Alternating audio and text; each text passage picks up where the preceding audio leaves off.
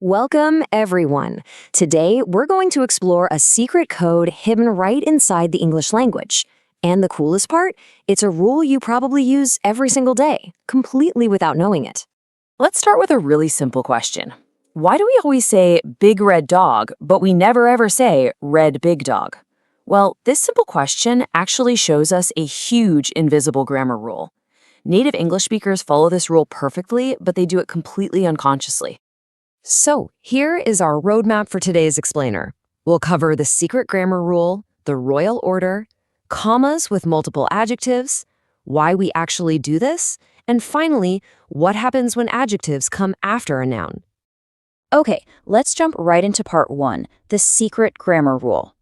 You see, our brains quickly know when adjectives, describing words, are in the wrong order. If I say the shiny new gold crown, that sounds perfect, right? But if I say the gold new shiny crown, well, that sounds completely wrong. We just know it's wrong in our heads, even if we can't explain the exact rule. Journalist Tim Dowling wrote in The Guardian that if you're a native speaker, the hierarchy is ingrained in you. That basically means if you grew up speaking English, you just feel this natural order deep down. But if you're learning English, this secret code actually has a name, and knowing it is a real game changer. That brings us to section 2, the royal order explained. Let's see how this works. Whenever you use more than one describing word before a noun, they have to follow a very special pattern. This is known as the Royal Order of Adjectives. It builds step by step, starting with your opinion, then size, age, shape, color, and finally origin. So there are actually 8 categories in total. This exact sequence tells you exactly where to put every single describing word. First up is your opinion, like beautiful. Next is size, like large. Then shape, like round, followed by age, like old. Then we have color, like red. After that is where it comes from, the origin, like Chinese. Then what it's made of, the material, like metal. And finally, the purpose, like a cleaning brush.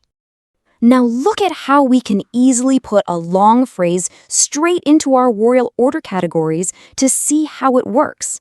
Take the phrase, beautiful, large, old, red jumper. Beautiful is an opinion, so it goes first. Large is size. Old is age. Red is color. And then we have our thing, the noun, which is the jumper. It fits together perfectly like a puzzle. Once you practice this, building long sentences is going to be so much easier for you. All right, moving on to section 3, commas and multiple adjectives. Sometimes adjectives come from completely different groups in our royal order. In grammar, these are called cumulative adjectives. Sure, that's a big fancy term, but it really just means they belong to different groups and follow that strict order. And because of this, we don't need to use commas between them. Notice the difference here. Words from different groups do not get commas. For example, an ugly, big, old car uses an opinion, a size, and an age. No commas needed. But if the words come from the same group, like 2 opinions, they always need commas. For example, a warm, welcoming place. We actually call these coordinate adjectives. And here's a super easy trick to remember all this. Same group, use a comma, like the beautiful, graceful princess. Different groups, no comma, like the grand old duke. You can actually just use the and test. If you can naturally say the word and between them, like beautiful and graceful, then you absolutely must use a comma. Which brings us to section 4. Why do we do it? Why does our brain do this automatically? Well, language experts have found that this whole big rule basically comes down to one simple idea. Opinions go first and facts go last. Our brains just really like to start with personal thoughts and end with the hard facts. Words based on personal feelings, like amazing, are subjective. People can disagree about them. Because of this, these words stay far away from the noun. But hard facts, like wooden, are objective. They stay right next to the noun. You can argue about what is amazing, but you can't really argue about what is made of wood, right? Scientists give us a few reasons why our brains prefer this order. First is keeping those personal opinions at the front. Next is a term called integration cost. That's really just a fancy way of saying our brains want permanent facts locked right next to the object they describe. And finally, habit. We hear these specific combinations so often, they just stick in our memory forever. Okay, let's look at section 5. When adjectives come after the noun, yes, there are exceptions. Sometimes we actually have to break the rule. These are called post-positive adjectives. Again, a big grammar word, but it simply means the describing word is placed directly after the noun, instead of before it. You'll see these backward adjectives when using words like someone or nothing. For instance, we say someone strong. We don't say strong someone. You'll also see them in older traditional phrases, like time available. And sometimes, putting the adjective last even changes the meaning completely. Just think about seeing every star visible today instead of every visible star. It's a small change, but it means something different. Okay, before we finish up, I want you to test your new knowledge. Let's see if you can crack the code yourself. Can you order these 3 words, leather, old, and beautiful, to describe boots? Just think about the royal order for a second. Opinion first, then age, then material. Did you get it? The answer is beautiful old leather boots. You now understand a secret rule that native speakers don't even know they use. I want you to think about a simple box. A box that is big and blue. Okay, a big blue box. Exactly. In English, we naturally say a big blue box. We never say a blue big box. Yeah, native speakers hear blue big box and they immediately know it sounds wrong. Right. Why is that? Well, English has a very strict rule for the order of adjectives. And today, I will argue that this order is driven by meaning, by facts. And I will argue the opposite. I believe it all comes down to human habits and just the sounds of words. Right. So I represent the side of meaning and subjectivity. And I represent the side of habits and word groups. Okay, so let's start. The standard rule for adjectives is usually taught like this: opinion, size, shape, age, color, origin, and then material. Right. It is a very long list for a student to memorize. It is, but I believe this rule exists for a clear reason. It is about subjectivity. Subjectivity. So you mean personal opinions? Exactly. It is about separating personal opinions from real physical facts. Words that describe solid physical reality, like saying an object is plastic or red, they stay very close to the noun. Okay, so plastic box. Right. But words that are personal opinions, like beautiful or difficult, they go furthest away from the noun. I see. So we naturally say a beautiful red plastic box. This helps our brain understand the real physical object first, and then we add the personal feelings on the outside. Well, that sounds very logical, but people do not stop to calculate facts versus opinions every single time they speak. They don't do it consciously, no. Right. I argue that adjective order is really just about information locality. Linguists also call this point-wise mutual information. That sounds complicated. What does that mean in simple words? It simply means words that are often used together, well, they like to stay together. We learn language by hearing patterns, not by doing math in our heads. Give me an example. Sure. If we say wooden spoon a lot, those 2 words form a strong habit in our minds. Right. Wooden spoon is a very common pair. Exactly. So when we want to add the word big, we just put it on the outside. We say a big wooden spoon. We do not want to break our habit of keeping wooden and spoon together. Okay, habit is definitely a factor. I agree with that. But it cannot explain everything. Why not? Because we see this exact same adjective order in very different languages. We see it in English, Mandarin Chinese, and Greek. That is true. Yeah, so this shows a deep universal rule about how human brains process information. It is like, think of using filters for online shopping. Okay, online shopping. Right. You click shoes, then you click red, then you click beautiful. Each step makes the group smaller and smaller. It narrows down exactly what you want to buy. That makes sense. Adjectives work the same way.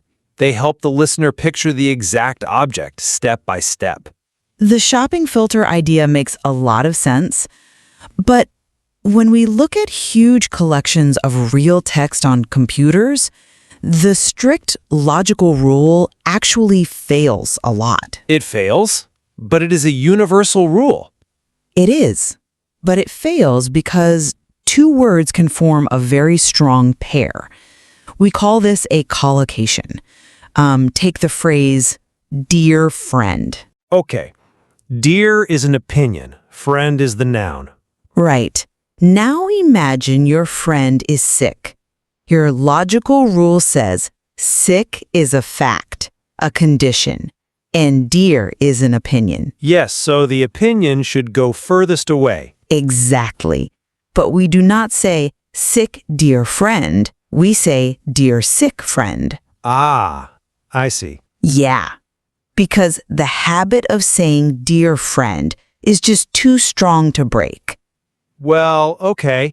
The rule bends for strong habits, sure, but the basic logic is still the foundation. We still organize the world by categories of meaning. Actually, sometimes the physical sound of the words completely destroys your meaning rule. Really? The physical sound? Yes. Linguists point to a famous storybook character to prove this. The big, bad wolf. Oh, right, from the old stories. Yeah. So, bad is an opinion, right?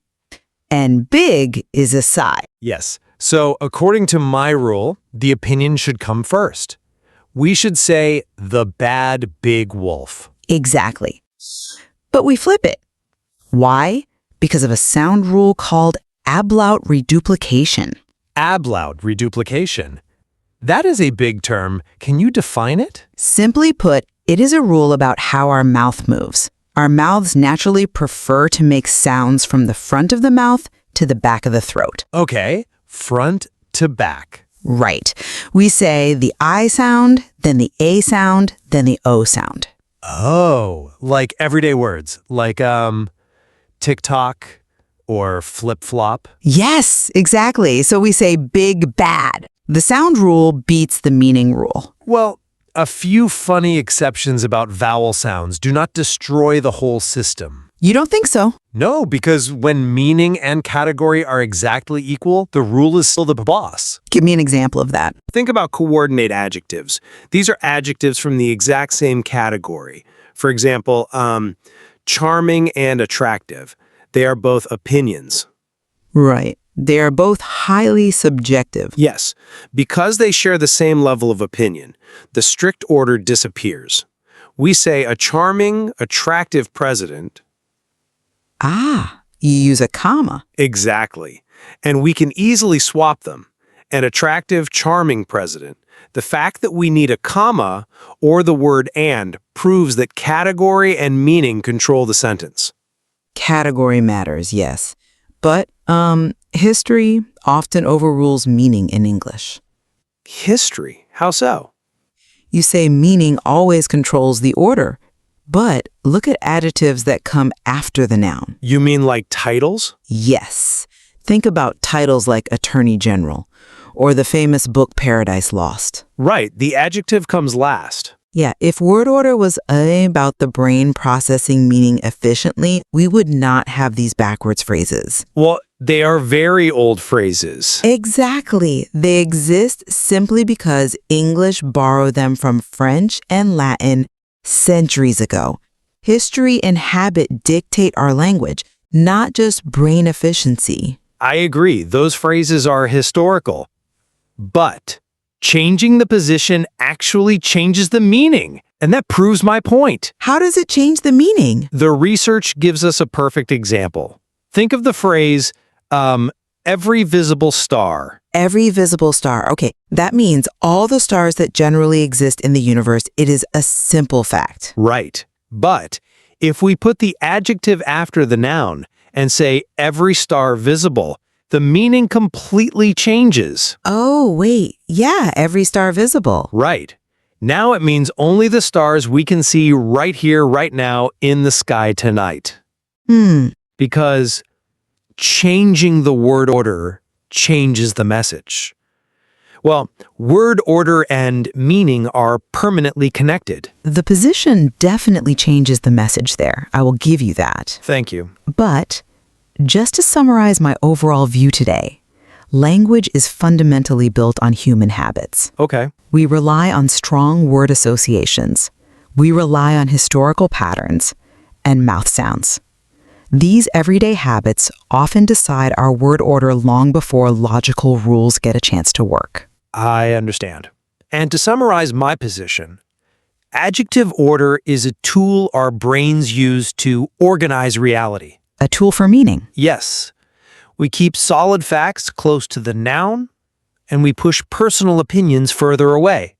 It is a step-by-step system to communicate clearly. Well, recent computer research actually shows we might both be right. Oh? The research mapping massive internet text libraries? Yes, exactly. The best explanation uses both sides. We use meaning and subjectivity, sure, but we also use habit and word groupings to speak naturally. Exactly. Even simple everyday words hide deep, fascinating rules. So, the next time you look at a big blue box, remember just how much invisible work your brain is doing to say its name.